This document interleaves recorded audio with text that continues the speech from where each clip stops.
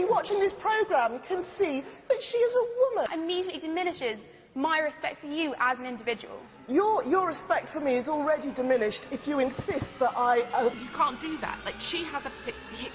They have a particular... There we go.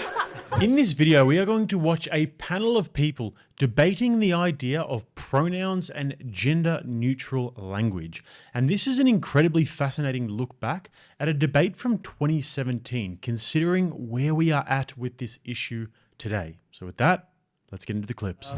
To Emma, hi. You're neither male nor female, right? That's true. I identify as non-binary, which Right. means that I'm neither male nor female, and correspondent to that, I use the they, them pronoun. And you say gender roles are damaging our society, so we need to think very carefully about language, yeah? Yes, so a lot of our social selves are codified and encultured in the language that we use. We really use it to construct our entire society. And what's certainly true is that there is a huge variance of gender presentation and gender identity within humankind. There isn't simply Humankind, men you said, and yeah. women. Exactly, humankind in place of mankind. You wouldn't say mankind, that should be, you know... I wouldn't, just because humankind is a more accurate descriptor, in the same way that me using they, them is a more accurate descriptor of my identity than using he or she. If I said to Belinda, you hear what they said, would that be the correct thing about what you've just said? Yes, so the singular they has existed in English for a very long time and works perfectly grammatically. So firstly, let me say, I really respect this lady's ability to be able to smash down the patriarchy by using the word humankind instead of mankind. This to me was an inspiring act of defiance, because obviously you don't want to be using the word man in front of anything. And that's why human is so much better, because the patriarchy is everywhere. And she also said that using the term they, them has been used in the singular since we started speaking English, which is obviously true and even relevant in the context that she's speaking about. Because saying I'm friends with Jimmy, they is a cool guy, I would like to hang out with them more often. That is a very clear statement that is not ambiguous and makes total sense. But in all seriousness, if you look into the etymology of the word mankind, you'll realize that it's not a gendered word. But clearly, we have too much time on our hands in the West, and this is the hill that people are dying on. This is the battle that people are choosing to fight, and this is the thing that's giving people meaning and purpose in their lives these days. And guys, just before we get to the next clip, if you do enjoy smashing down the patriarchy as much as I do, then smash that like button, because every time you do that, then that is one more brick out of the patriarchal wall. And if you guys are new here or you haven't subscribed to the channel yet, then I would seriously recommend you hitting that nice red button. Back to the clips. Andrew, it's a matter of courtesy, this, and sensitivity, isn't it? Courtesy is all very well. I mean, you're describing encouraging people to use certain words. My problem is when words are policed, when language becomes policed. That is my problem. I mean, look, we can all go back to... if we think about the first series of Star Trek, it used to open with "To boldly go where no man had gone before," and then Next Generation it became "To boldly go where no one has gone before." No one cared. I mean, I'm bothered by "To boldly go" because it's a split infinitive, it really annoys me, but no one cares about the gender neutralisation there. No one cares about that sort of stuff. What they did, no, they don't. What they really care about... Who cares? Put your hand up if you care. Well, they're mad. I think... Well, they're mad? Well, that's a bit politically incorrect as well, isn't it? Hold on. No, I think people do care. No, but let me make my point. I don't think it is about those sorts of things, humankind or mankind. I mean, those are sort of interchangeable now. They're synonymous anyway. We're talking about when people actively, and it is a minority of activists, it really is a minority, seek to have people disciplined or sacked because they refuse to use language that they are imposing. That's not the evolution of language, that's the imposition of language, and I think that's problematic. I think it really depends on the context. So you may, for example, be a person that wants to use gender-neutral language to self-describe, and you may tell your employer that, you may tell your friend or your colleague that, and they continue to use the wrong language. And that's a mark of disrespect towards the person, a lack of willingness to engage, and... Can I ask you, Emma? So if you should be disciplined in a professional context if you refuse to do right by people you're working with. So, interestingly here, this gentleman has just said that nobody really cares about minor changes in language where words are interchangeable and still grammatically correct. But the problematic part is when people are disciplined for it. And then the activist said, no, actually, they should be disciplined for not calling one singular person a them, which is obviously an objectively ridiculous statement to make. And it's a slippery slope, but a slippery slope that our culture has since decided to just run down full pelt with a jumping start. And then the audience just starts applauding. Woohoo, yes, Yes, punishment for not saying that one person is a they. And I do wonder, since then, in the 6 years that have passed, would their attitudes now be very different? Would they think differently now that this is actually happening? Well, maybe not because they're in Britain, but I digress. Isn't this actually bad for women? The suffragettes would be appalled about this, wouldn't they? Well, They want ultimately, women it's to be an noticed. opt-in They and want a women to fluid be out there. They want women to achieve and for other women to know that they have achieved. It's really about self-determination, though, isn't it? I mean, people should be able to decide how they're going to identify. And just But like... I don't know how you're going to identify. But then I'll tell you. So just as I tell you my name, and then you call me by the name that I've told you, Right. I would tell you my gender pronoun, and you call me that. It's actually pretty simple, and it doesn't need to be such a complicated thing. And I think it's very important for us to respect the way that people choose to identify. But it's not simple, because a lot of the new pronouns that are being invented, gender-neutral pronouns like Pers she and is one. them, yeah, these have just been invented and imposed on people. All language is invented. No, I break it to you, but language Sure. evolving And that's is not why, static. okay, the distinction I'm trying to make is when language evolves, when a language is absorbed into the culture, then that's an acceptable thing. But when you push it on people, that's the distinction I'm trying to make. But I don't think there is any distinction there. The point is that over time language changes. And, you know, there are terms which were used a couple of hundred years ago to describe people who were of dual heritage or mixed race. They would have been described as mulatto. These days you go around saying that, people go, what on earth are you talking about? Yeah. Well, and people don't even understand the term, quite rightly, because it was an obnoxious term and we got rid of it. And as time hang goes on, on, this we is, have the freedom to choose. People argue this is political incorrectness, but it's actually grammatical incorrectness. But no, but actually, there are No? places where this is incredibly important. Like, for example, you mentioned the term chairman, and lots of companies and organisations Chair. still refer to a chairman. There's no need to do that. No. That sends a message out Or to young actress. women Actress. saying, yeah, exactly, sends a message out to young women saying, you know, you're not qualified to apply for this job. It might be a very subtle message. It might be not what the person saying it intends. But actually, can we do better? Yes. Should we? Yes. Yeah. Brilliant. Yeah. Do better, yay. I want progress. I'm so progressive. I'm such a good person. Applause, applause. Such a stupid point made right after a really good point was being made. These pronouns are being made up indeed.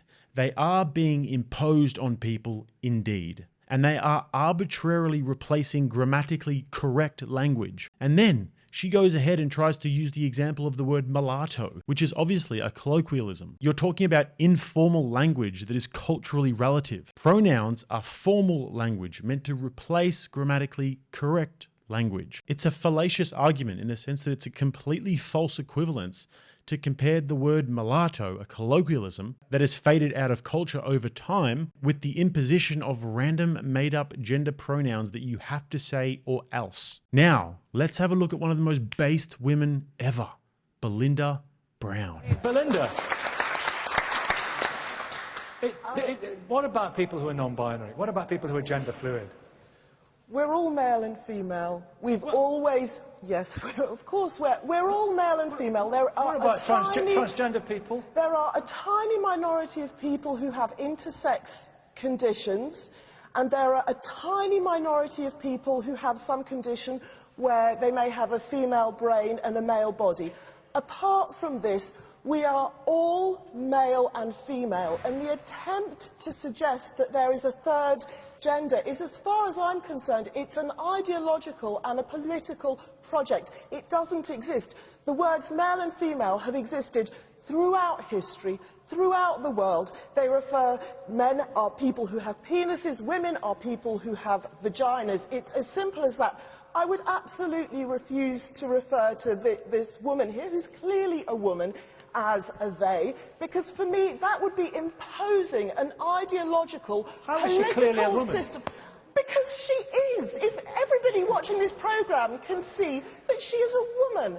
And that is That's your problem. I think that's actually your imposing. problem. But you're imposing. No, you are asking me to engage in an ideological political system which I disagree with. I believe we are all male and female. And I what they should be called is imposing an ideological system. No, I really want to come back and it's address referring to a just some of the reality. scientific I'm off for a cup of inaccuracies tea. of your statement.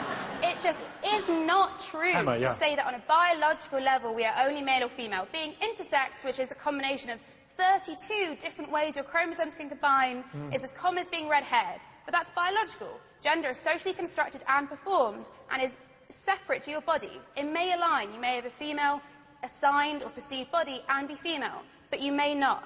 I do not present in a masculine or androgynous way because I question the idea that to be non-binary, I have to masculinize my appearance. By you saying that you refuse to use my pronouns or refer to me as the gender that I am is one of the grossest acts of disrespect that I'm forced to endure on a daily basis. You clearly have no empathy or no respect for people like me or the wider trans community, and that immediately diminishes my respect for you as an individual. Your respect for me is already diminished if you insist that I ascribe to some ideology of third gender, which I do not agree with. If this he and she is socially constructed, how come everybody watching this, everybody in the audience, can basically identify male and female just by looking?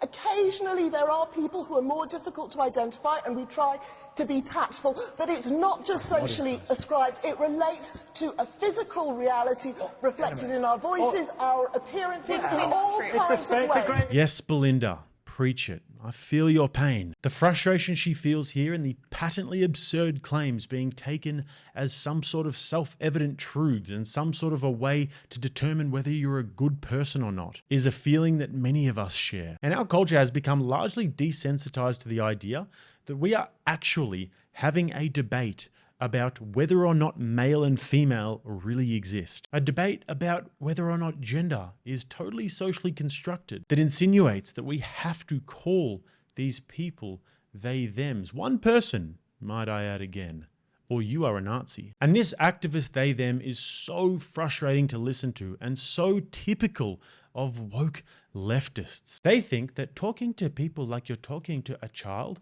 and talking to them in a condescending voice and telling them that they have to change fundamental realities makes them sound really smart and virtuous. It's so important to listen to what these people are actually saying. Something that the audience failed miserably to do. And the next bit is hilariously poetic. Isn't life a great spectrum?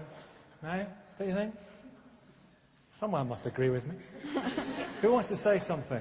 You want to say something in a grey jumper. They want to say something. They, yeah.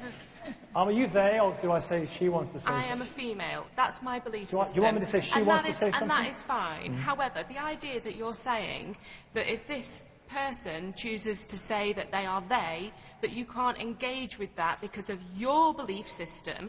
We live in a culture where lots of people have lots of different beliefs, as is very, very clear on today's show. We cannot say, I have this belief system, so therefore I'm going to impose it on everyone. You can't do that. Like, she has a particular... They have a particular... Look, at least I accept that.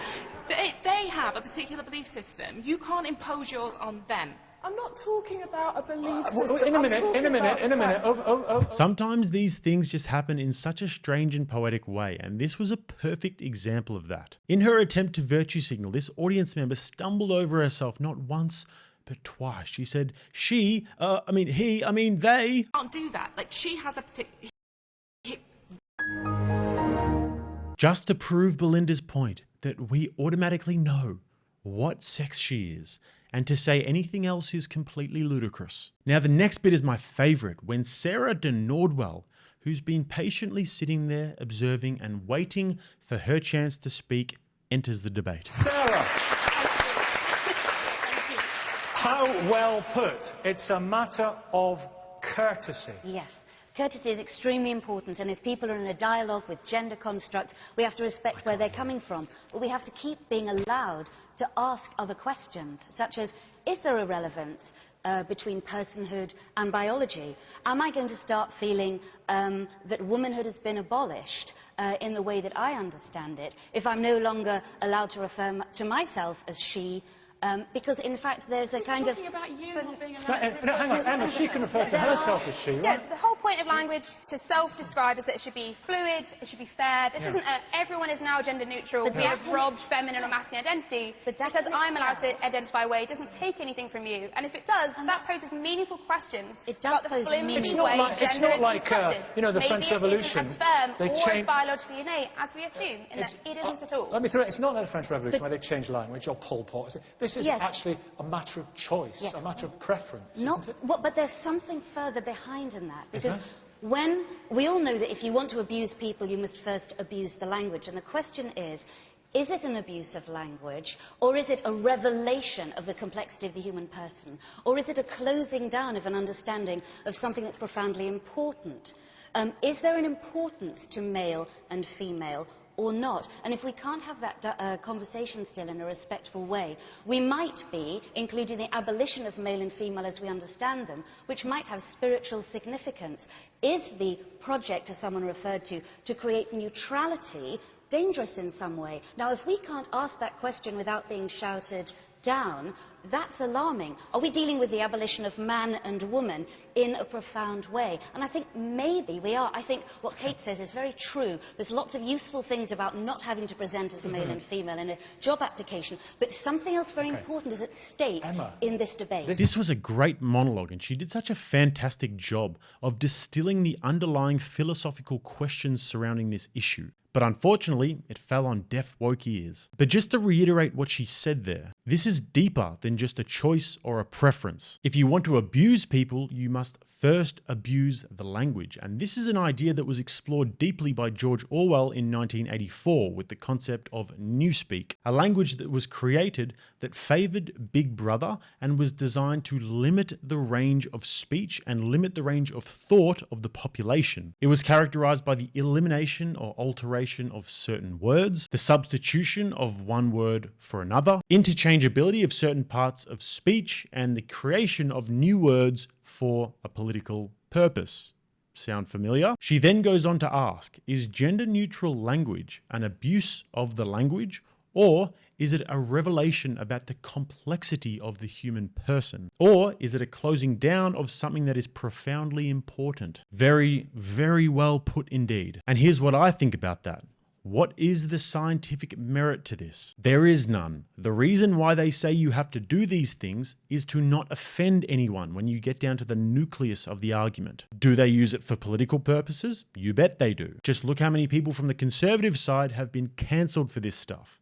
Look at the Daily Wire just recently. They had their accounts suspended and given strikes for not using the right pronouns in some cases. You best believe this is an abuse of language, and the subsequent abuse of people is only going to get worse. If you want to tie yourself in knots, ultimately, the arbiter of whether that works or not will be the way people use language, and they will accept it or reject it on a basis of common sense, because there's nothing more utilitarian than language. And quite happily, the singular they, them has been in the English language for quite a long time. So, for example, you find a lost object, you say, oh, someone's left their bag on the train station. Maybe we should try and return it to them. That's you wouldn't say, because it's clunky, Yeah. someone has left his or her bag on the train station. That takes more time to say, it's clunky, it's a Frankenstein sentence. Belinda. We mustn't lose sight of the fact that language does refer to a reality. As a writer, I'm very aware of this. It's very important. He, she refers to a male and female reality. And I think that there is something very serious at stake if we really do start eroding concepts of male and female, which I believe is happening, and it is very worried about that. Kate, is that happening?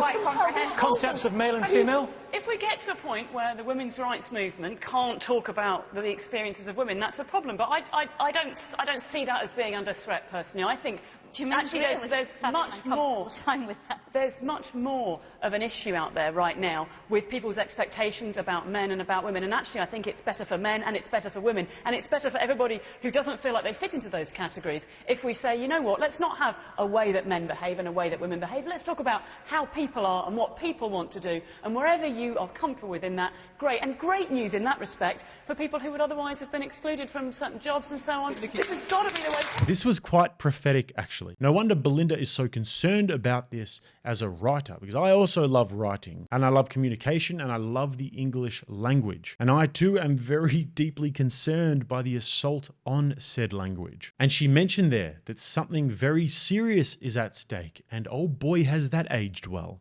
But I tell you what hasn't aged well, our radical feminist friend Kate Smurthwaite's statement. She says, and I quote, "If it gets to the point where the women's rights movement can't talk about the experiences of women, that's a problem. But I don't see that being under threat." Let's get a quick update on that one. How is the women's rights movement going in relation to the trans movement? Just ask Posey Parker. Posey Parker drenched into mud.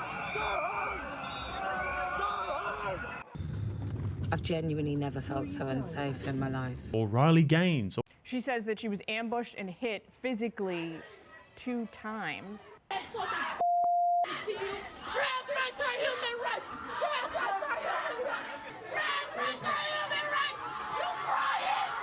Or Matt Walsh for that matter. And guess what Kate has been doing about this issue? Precisely 0. She's gone completely missing and refuses to talk about it. And for me, that is the true test of a feminist. Are you just claiming to be a victim and claiming to be oppressed by the system, and that's why you're not where you want to be in life? But then, when it comes to men in your bathrooms and prisons and in your sports, you run for the hill. You're nowhere to be seen. When it comes to actually fight for women's rights and women's institutions, you go missing. And oh boy, do I have some good debates coming your way regarding this. So as usual, guys, if you guys want to check me out on all my other platforms, podcast on Spotify, I know you guys are going to love some of the guests I got coming up. My travel channel, clips channel. If you guys want to watch another video, click right here. Until next time, I'm Jake. This is Rattlesnake TV, keeping you armed and dangerous.